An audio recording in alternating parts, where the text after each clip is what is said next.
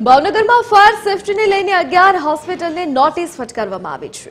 Fire સેફટીના સાધનોમાં ખામી જણાતા નોટિસ પાઠવવામાં આવી। ફાયર વિભાગે સતત બીજા દિવસે તપાસ હાથ ધરી।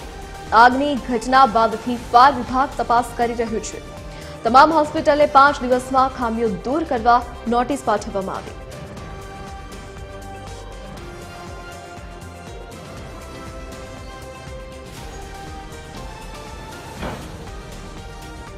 વધુ વિગતો સાથે સંવાદદાતા અલ્પેશ ડાભી ફોનલાઈન પર જોડાઈ ગયા છે। જી અલ્પેશ, 11 જેટલી હોસ્પિટલોને નોટિસ ફટકારવામાં આવી છે, શું વિગત?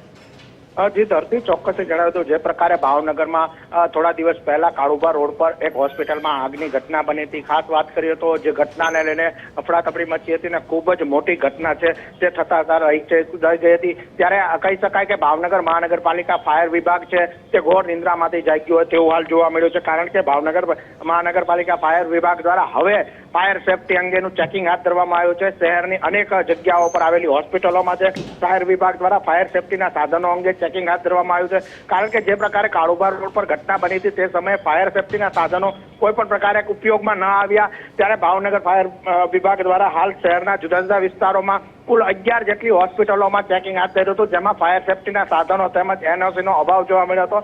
ત્યારે 11 જેટલી હોસ્પિટલો છે તેને ફાયર વિભાગ દ્વારા હાલ નોટિસ આપી છે। 5 દિવસમાં ફાયર સેફટીના તમામ સાધનો ઝડપથી ઇન્સ્ટોલ કરાવવા અને એનઓસી લઈ લેવા સહિતની જે કાર્યવાહી છે તે ફાયર વિભાગ દ્વારા હાથ ધરવામાં આવી છે। ચોક્કસથી કહી શકાય કે અત્યાર સુધી જે કાળુભા રોડ પર જે ઘટના બની છે તેને લઈને અત્યાર સુધી કોઈ પણ જાતની કાર્યવાહી કરવામાં ન આવી, પરંતુ હવે જાણે ફાયર વિભાગ ઘોર નિંદ્રામાંથી જાગ્યું હોય તે પ્રકારે આ કાર્યવાહી છે તે કરવામાં આવી છે। જી ધરતી। જી અલ્પેશ, વિગત બદલ આપનો આભાર।